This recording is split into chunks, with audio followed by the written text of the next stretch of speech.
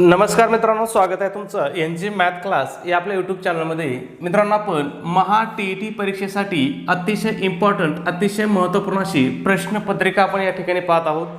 आजचा आपला विषय असणार आहे मराठी विषय असणार आहे. ठीक आहे, याच्यामध्ये आपण काय करतो तर आतापर्यंत परीक्षेमध्ये विचारलेले सगळे प्रश्न आपण या ठिकाणी जशाच तसे पाहत आहोत. ठीक आहे, मग आजचा आपला पहिला प्रश्न काय बघा, संस्कृतमध्ये क्रियापदाला डॅश डॅश म्हणतात. आता काय विचारलं आपल्याला इथं की बाबा संस्कृतमध्ये क्रियापदाला काय म्हणतात असं विचारलंय. ऑप्शन काय दिलेत बघा, आख्यात, कार्यपद, कृदंत आणि उद्देश. तर यापैकी संस्कृतमध्ये क्रियापदाला काय म्हणतात, आख्यात म्हणतात. ठीक आहे, त्याच्यानंतर अजून एक इथं महत्त्वाचा प्रश्न विचारला जातो, तो म्हणजे काय की आख्यात विचार हा मराठीमध्ये कोणी आणला. काय आख्यात विचार हा मराठीमध्ये कोणी आणला, मग हा कोणी आणला होता तर मोके दामले यांनी आख्यात विचार हा मराठीमध्ये आणला होता. ठीक आहे, त्याच्यानंतर अजून एक प्रश्न विचारला जातो की मराठीमध्ये किती आख्यात मानले जातात. मग मराठीमध्ये किती आख्यात मानले जातात, 7 आख्यात मानले जातात.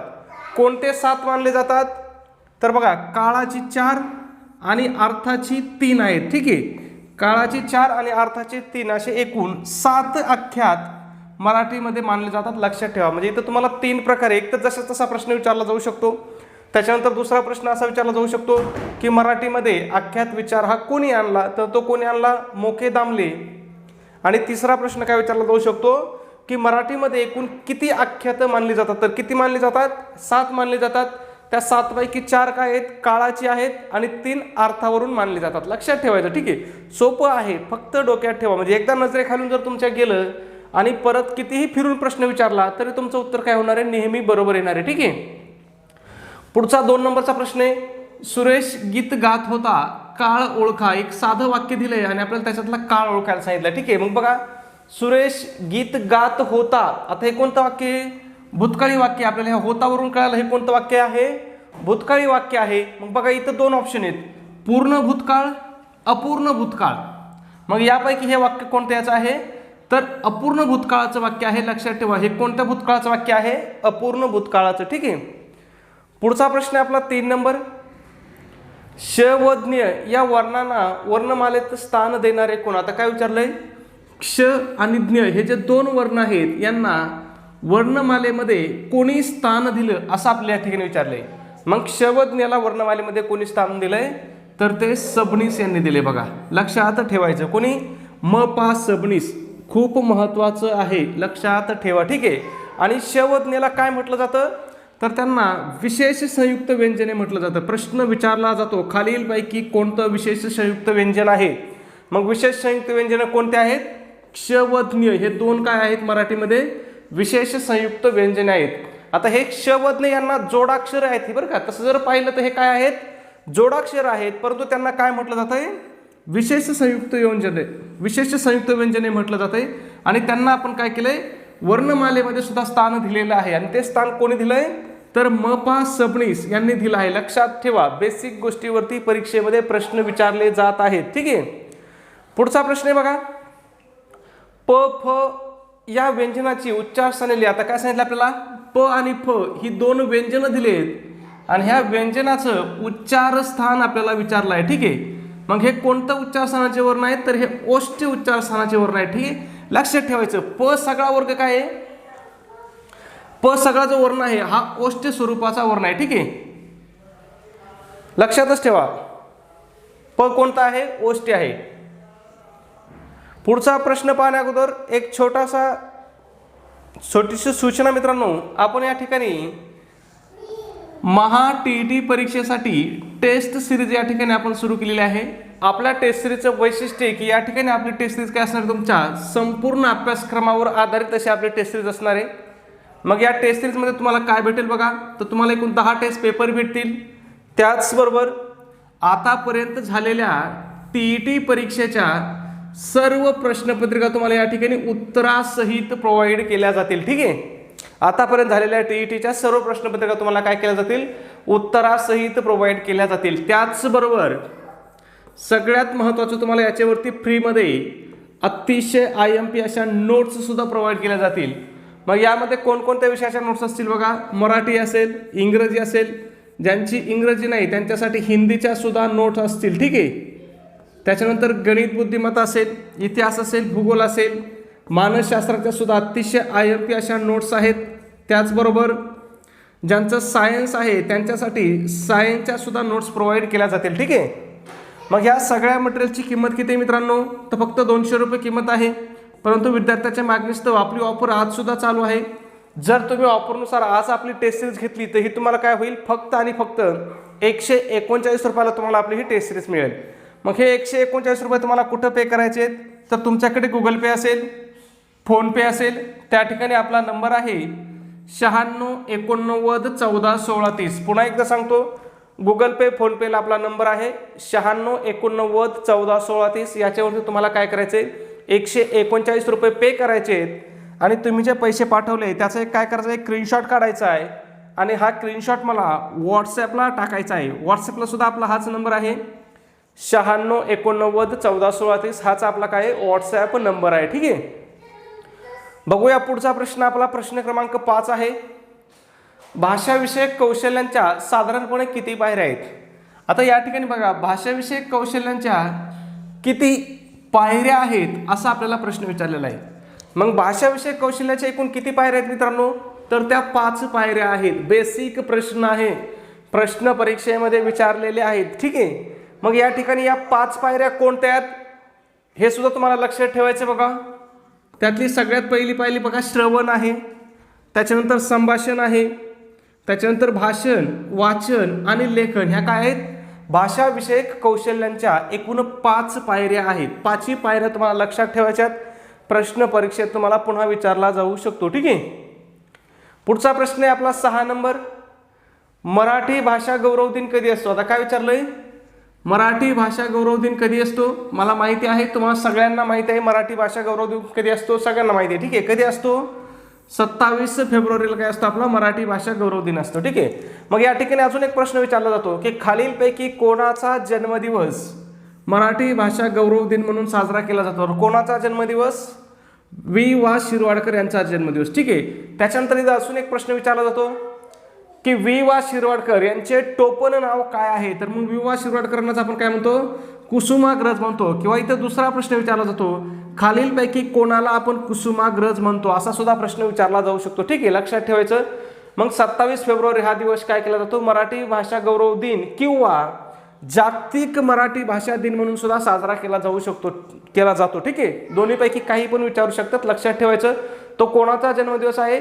तर कुसुमाग्रज यांचा जन्मदिवस आहे. कुसुमाग्रज म्हणजेच कोण? तर वि.वा. शिरवाडकर. ठीक आहे. पुढचा प्रश्न आहे आपला 8 नंबर. मला वाटतं 6 वरून डायरेक्ट 8 आला. 7 नंबरचा प्रश्न आपला टाईप करण्यात चुकला किंवा विसरून गेला. ठीक आहे.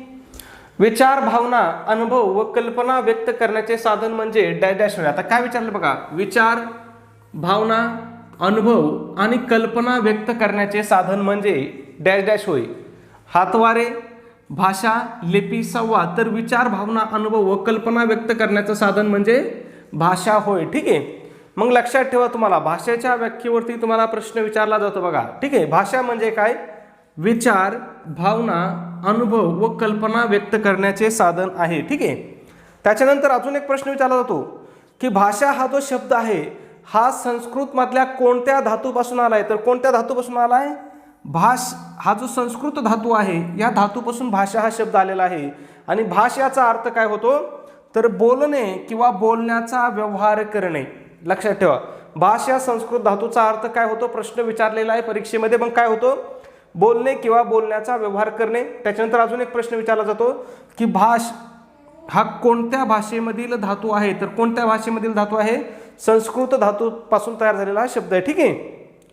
महत्वाचा आहे परीक्षा दृष्टीने, लक्षात ठेवत चला. त्याच्यानंतर अजून एक सगळ्यात महत्वाचा इथं प्रश्न विचारला जातो तो म्हणजे भाषा मुख्यतः किती प्रकारची असते? प्रश्न विचारलेला आहे. भाषा मुख्यतः किती प्रकारची असते? तर भाषा मुख्यतः 2 प्रकारची असते. मग ही 2 प्रकार कोणते आहेत बघा? पहिला आहे स्वाभाविक किंवा नैसर्गिक भाषा. ठीक आहे. आणि दुसरा काय आहे? कृत्रिम किंवा सांकेतिक भाषा. आता स्वाभाविक किंवा नैसर्गिक भाषा म्हणजे कोणती भाषा?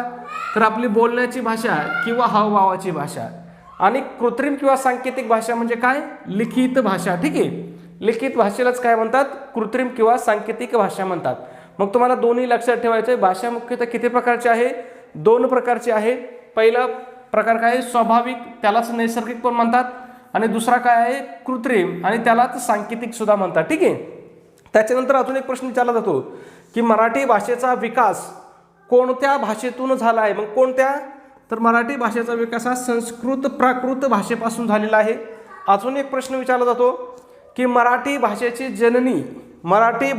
जननी कोणत्या भाषेला म्हणतात. मग मराठी भाषेची जननी कोणत्या भाषेला म्हणतात, तर संस्कृत भाषेला मराठी भाषेची जननी म्हणतात. हे वारंवार परीक्षेमध्ये विचारले जाणारे अगदी बेसिक प्रश्न आहेत. ठीक आहे.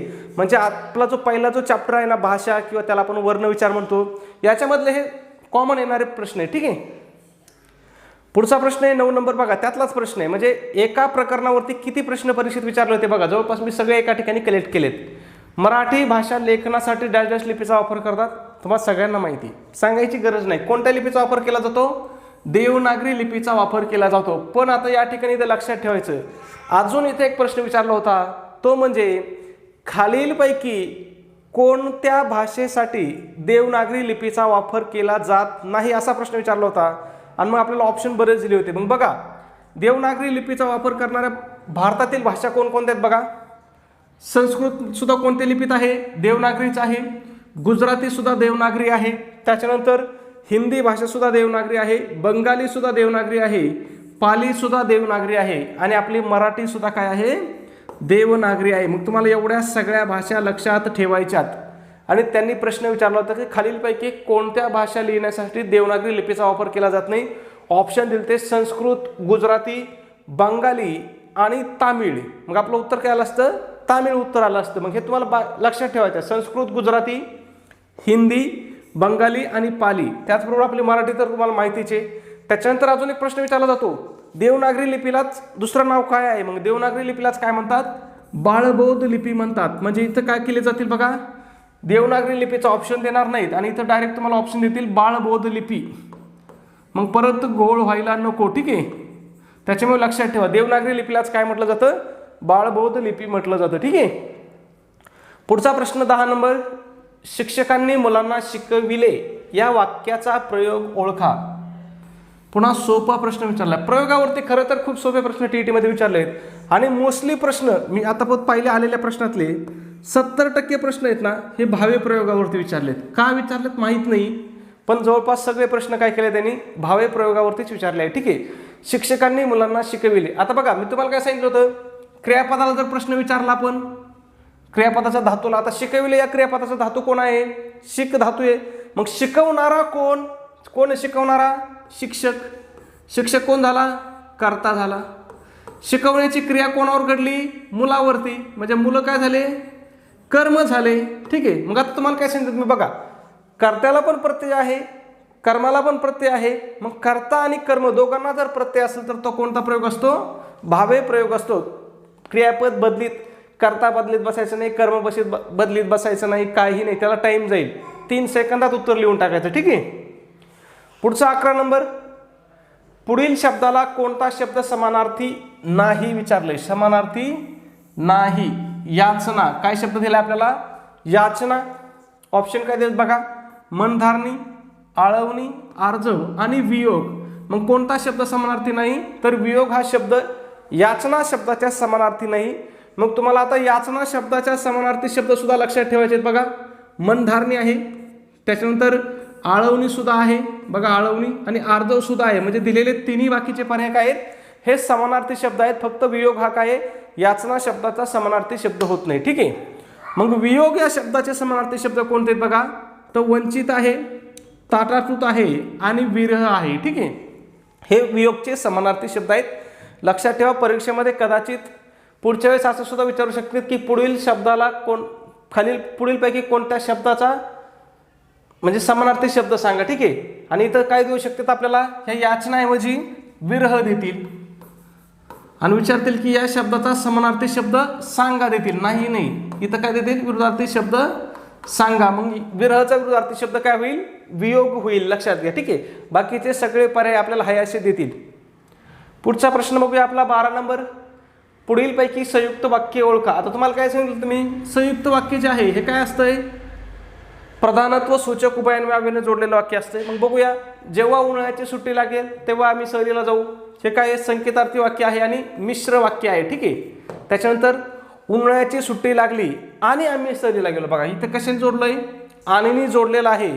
म्हणजे हेच आपलं 2 नंबरचं ऑप्शन काय होतं, आपलं संयुक्त वाक्याचं उदाहरण होतं. ठीक आहे. लाईट गेलेली आहे मित्रांनो, काही हरकत नाही. राहिलेले प्रश्न आपण काय करू, उद्याच्या आपल्या पुढच्या व्हिडिओमध्ये कंटिन्यू करू. ठीक आहे. धन्यवाद.